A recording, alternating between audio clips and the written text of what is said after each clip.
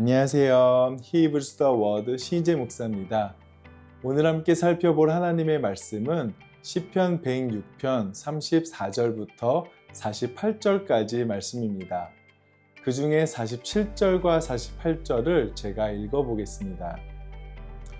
여호와 우리 하나님이여 우리를 구원하사 여러 나라로부터 모으시고 우리가 주의 거룩하신 이름을 감사하며 주의 영예를 찬양하게 하소서. 여호와 이스라엘의 하나님을 영원부터 영원까지 찬양할지어다.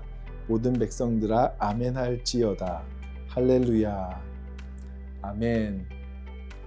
이스라엘은 원래 하나님을 왕으로 모시도록 부름받은 백성이었습니다. 하지만 사무엘 시대에 그들은 주변 나라들처럼 눈에 보이는 인간 왕을 요구했죠. 그들은 아마 이렇게 생각했을 겁니다.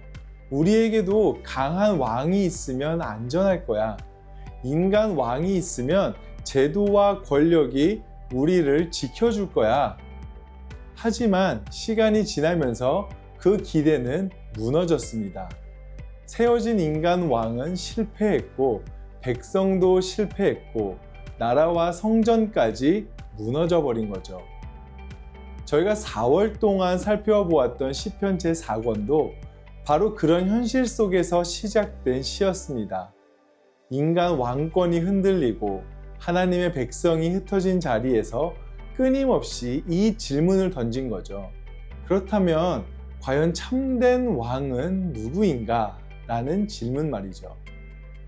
오늘 본문인 시편 106편 34절에서 48절은 제4권의 마지막에 해당하는 내용입니다. 그리고 106편은 특히 이스라엘의 실패를 결코 숨겨오지 않았습니다. 그렇다고 우린 실패했으니 방법이 없어 이렇게 허무하게 끝나는 것도 아니죠. 그렇기 때문에 오늘 시편은 무너지는 현실 속에서 참된 왕이 누구인지 다시 한번 점검하는 내용으로 이해할 수 있어야 합니다. 그럼 먼저 이스라엘 백성들의 실패에 대해서 조금 더 살펴보겠습니다. 어제 말씀에 이어서 보면 이스라엘은 약속의 땅에 들어갔습니다. 그 땅은 하나님이 주신 땅이었고 하나님의 통치 질서가 드러나야 할 자리였죠. 하지만 그들은 하나님이 명하신 대로 살지 않았습니다. 34절 말씀부터 보게 되면요. 그들은 여호와께서 멸하라고 말씀하신 그 이방 민족들을 멸하지 아니하고 35절에 그 이방 나라들과 섞여서 그들의 행위를 배우며 36절은 우상들을 섬김으로 그것들이 그들에게 올무가 되었도다 라고 말씀합니다. 시인은 이스라엘이 처음부터 작정해서 우상을 숭배하고 하나님께 크게 범죄했다라고 말하지 않습니다. 처음에는 그냥 타협하는 것처럼 보이죠. 그냥 좀 이방 나라 사람들과 섞이게 되었다 이런 식으로 말합니다. 현실적으로 그들의 방식을 조금 배우는 것 뿐이었죠. 그런데 그 과정에서 하나님 나라 백성의 정체성을 점점 잃어갑니다. 그리고 결국 세상의 질서가 그들의 삶을 붙잡은 올무가 된 것이죠. 이 말씀을 듣는 백성들은 포로기에 살고 있는 자신들의 현실을 떠올렸을 겁니다. 그들은 실제로 이방 나라들 속에 흩어져 살고 있었고 그곳의 문화와 질서 속에서 자신들의 정체성을 어떻게 지켜야 하는지를 고민할 수밖에 없었기 때문이죠. 그러니 이 말씀은 단지 옛 조상들이 가나안 민족과 섞여 살았다라는 과거의 이야기가 아니라 그들도 이방인들의 질서 속에서 정체성을 잃어버리고 있는 것은 아닌가라는 질문으로 들렸을 것입니다.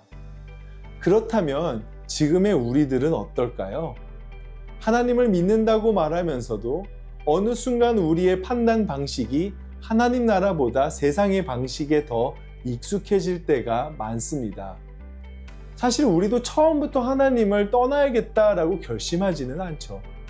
다만 어느 순간 하나님께 묻기보다는 세상에서 통하는 방식을 먼저 따르게 되고 무엇이 옳은가 보다 무엇이 유리한가를 먼저 계산하고 말씀보다 분위기와 사람들의 시선을 더 크게 의식할 때가 있을 겁니다.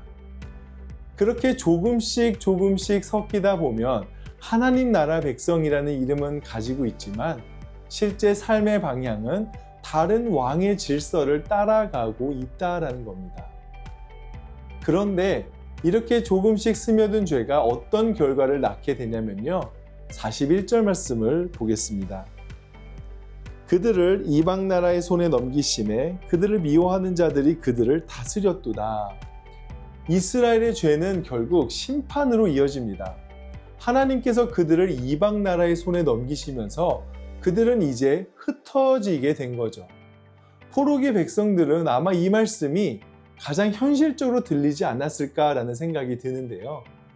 그들은 실제로 원수의 손 아래에 살고 있었기 때문입니다. 그렇기 때문에 그들의 자손들은 왜 자신의 땅이 아닌 곳에서 살게 되었는지 궁금했을 겁니다.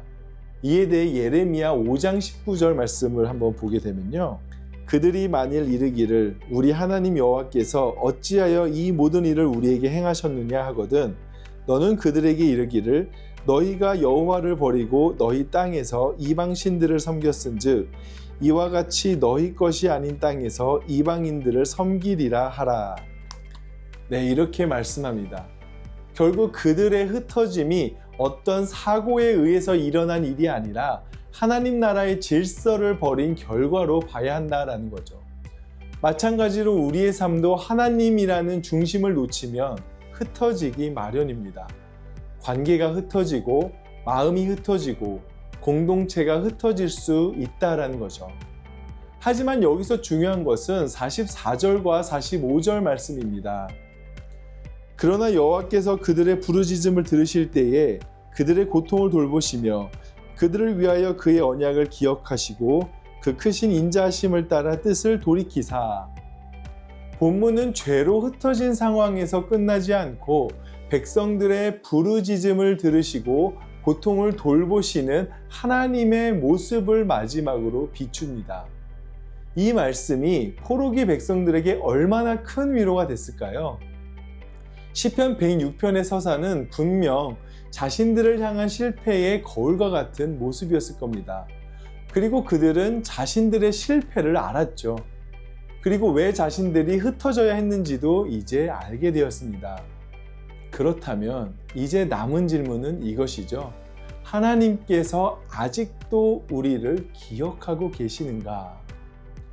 44절에서 46절은 이 질문에 대한 답으로 볼 수 있습니다.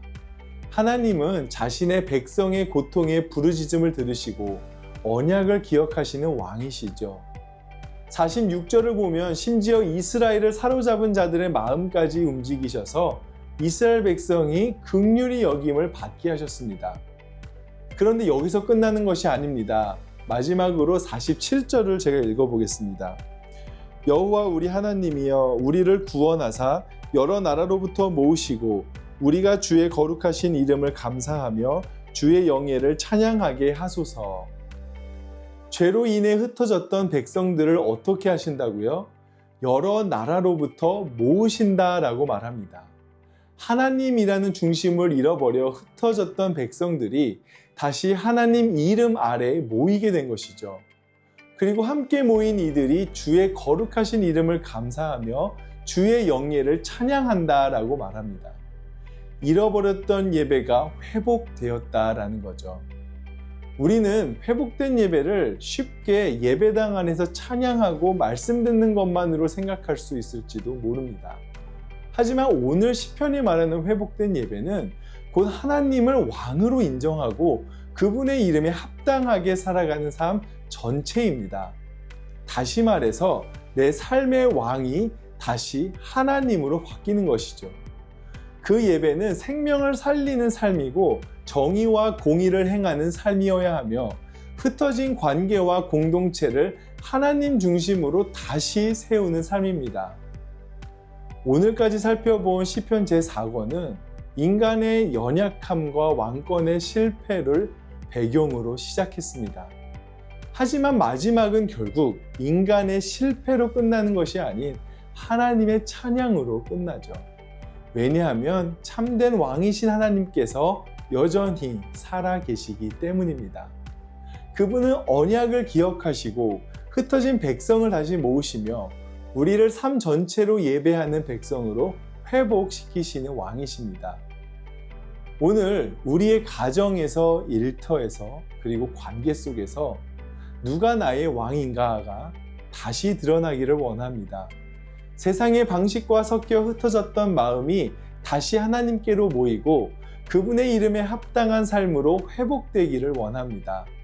그렇게 우리의 삶 전체가 하나님만이 참된 왕이십니다 라고 고백하는 일상의 예배가 되기를 예수님의 이름으로 소망합니다.